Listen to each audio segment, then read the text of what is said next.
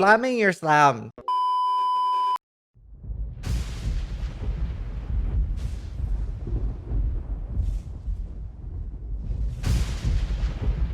Hi, Zizaran here with another video, and today we're going to be looking over the slam skill changes in Harvest, which is pretty exciting because this is focusing on like two-handers and particularly slow skills, which in my opinion, particularly hard to balance, right? Because, you know, faster, always better, go faster, go better. Particularly to do with like clearing, and part of the reason why faster is generally so strong is because they also scale your movement skills like leap slam and stuff. Going fast does feel pretty good. But more important than anything, is this all the things they're doing going to be what makes Earthquake, Ice Crash feel good? Well, let's read and see what they're doing. So they're adding the Fist of War support, and they've already talked about that, and that works with all slams except Val slams, and it does not work with Ancestral War Chief. So when they first talked about Fist of War, it looked a little bit like, just the way they showed it and stuff, or talked about it, it looked like Mirage Archer for melee. That's not the case. It's just supercharging or slamming your slam. It's slamming your slam is the best way to say it. It slams in unison with you. That's the more eloquent for normal people way to say it. Which just seems like a damage support gem, and also with the cooldown. So, you know, definitely great for like slower things like Earthquake, Ice Crash. Not good for fast things like Cyclone, or like speeding up Lacerate. So that's interesting. Obviously, like a support gem, very heavily focused on particularly shitting on Cyclone and making like a big difference there in why you should play Cyclone, why you should play Earthquake, which I think is great. I think more things like this that like gives things a hard identity is great. And the cooldown thing can be pretty cool, I think, for the majority of the game. So pretty excited for that. Earthshatter is a level 12 new slam, and it sends out 5 damaging fissures. And those fissures, they'll leave behind pillars. If they're hit by another slam or a warcry, then they're gonna explode. Now, I would have been slightly worried about the warcry part, because that sounds a little bit tedious. Whereas it's a cool mechanic and a cool idea. Personally, not a huge fan of the whole like Frostball Vortex or Essence Drain Contagion. Even though I do quite like Essence Drain Contagion, it's one of my favorite builds. I'm just not a massive fan of those builds, I guess. And again, right, this is completely a personal thing, and also slightly with being a streamer as well. Winter was a dream, dude. I just right click and look at chat. That's amazing. So it's probably a healthy thing to have more like, you know, I'm not sure what the right word for it is to use, but you know, more skills where you actually have to use multiple things and not just right click. It's probably a good thing for the game, especially if they're strong and there's like a big advantage to using them. But yeah, no, I think it's a cool idea, and like the spikes are gonna explode from either warcries or other shatters. I think it's really great that other slams, other things will actually shatter them. And we'll watch the video after I've gone through all of them as well. Now we have Tectonic Slam. It's gotten a new impressive visual effect. I'm impressed already. I'm excited when they like hype me up for stuff. I've never really liked it. Felt like it was a bit too random, and I didn't like the whole like charge slam effect. But this looks great. So now it's actually counting how many endurance charges you have. Gives you AoE and more damage for endurance charges. Sounds on paper really great for Juggernaut. Really good for Chieftain. I love having a Juggernaut as a boss killer. So maybe it's going to be like, I don't know, like attacks are like very rarely something I like as boss killers, because it's usually your weapon ends up being so expensive, and I usually go with like Herald of Agony or something. But yeah, it consumes an endurance charge every 3 slams rather than at a random 35% chance, which I think is great. I'm not a massive fan of like RNG when it comes to stuff like that. Having it be like very like something you can calculate and like defeat by maths like that is great. And the additional cracks that endurance charges generate can spread out further from the base impact and are more deterministic. So that sounds perfect. And the enchantments are like the chance for more cracks. So very excited for the changes to Tectonic Slam. Perforate is the next one up, which I've never ever used aside from like testing and going like, bleh, I don't like this skill at all. It like looked on paper like it would be great for single target, but just, you know, not a great, well, it wasn't a fun skill for me. I didn't want to like actually use it. But yeah, way more flat physical damage now, which I feel like more gems, fist gems or melee gems need. I feel like at least bows have a couple of things that they can level with that are like scaling like gems. I feel like melee needs a little bit more than just LE hit, right? Because even Wild Strike doesn't really level as a gem. And what I mean is, for example, if you're leveling Frostbolt or Spark or Firebolt, right? They're all getting the majority of their damage from the gem level, and that's getting enhanced a little bit by your wand.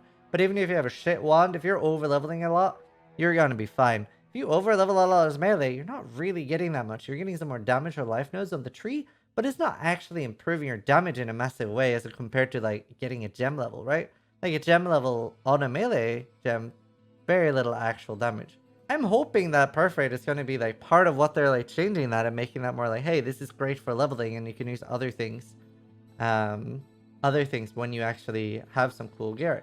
Now, I don't think every melee gem I don't think they should be perfectly balanced early game. I'm completely fine with, for example, Sunder, Earthquake, whatever, being like subpar for the leveling process, but then really taking off later when you get a good weapon. That's completely fine, that they have their own identity and aren't scaled the same way. There does need to be a perfect balance there.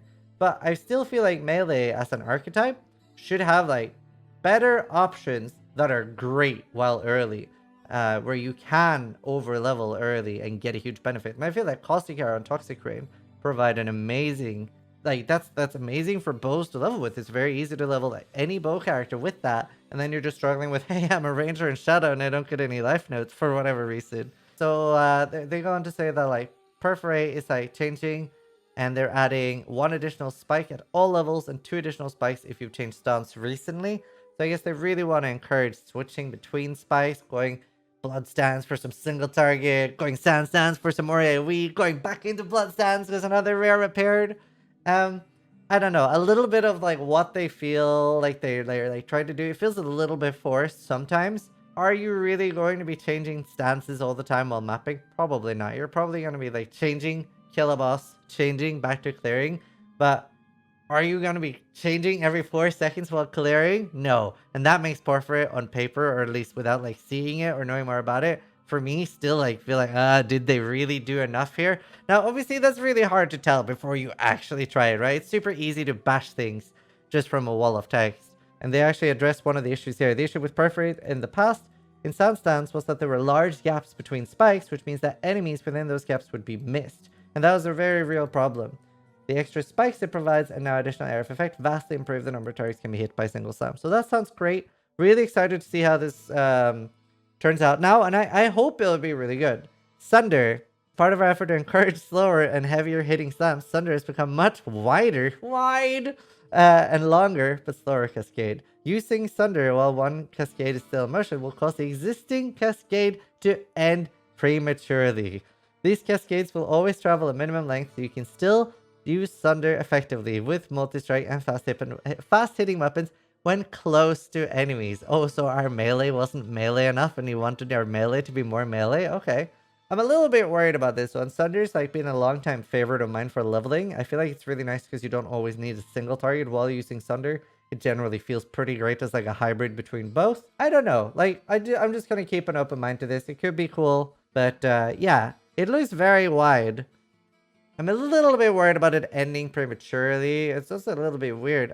I'm not 100% sure I understand why there's a crazy need for it to end early. Earthquake, Ground Slam, and Ice Crash is skills that are being revealed closer to launch. In general, the idea is to make them generally stronger. Awesome. And before you go, you should know that Ground Slam, Sunder, and Earthquake can also be used with Unarmed. Now, this is huge and probably something they should have higher up on the video. Some people might have even missed this. I barely saw it myself. And then I was like, oh, text, is it a signature? No, it's actually important information.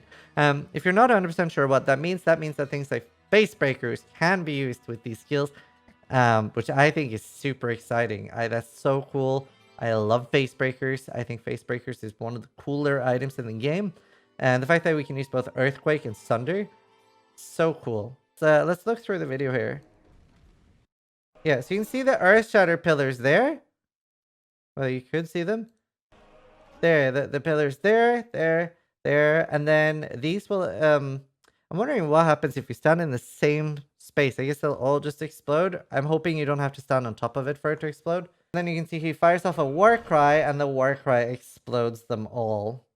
Again, that's a mechanic I'm not a massive fan of, but at least the fact that they work with other slams is good. The Ice Crash is so fucking Craig-assum though. And this is Sunder. You can see that it is way wider. It looks really cool, and it still goes pretty far, but it is very slow. And part of the problem here of why I personally am concerned doesn't necessarily mean it's not viable, but it looks like I'm a little bit worried about, like, is this something I can, like, legitimately league start with? The Ground Slam looks amazing. I actually really like Ground Slam, and I would love to use Ground Slam as an endgame skill. I think it's actually great for clearing, and I've used it instead of Sunder quite a lot as well. More Earthshatter, more Ice Crash. Honestly, just after seeing the new visual of Ice Crash, it just looks amazing. Like, it's so girthy, and like, look at the spikes. Just look at the spikes. Like, when they're red glowing, just poking out of the ground, just, oh, so nice. But yeah, very, very excited for Ice Crash. Looks incredibly cool. Pretty excited.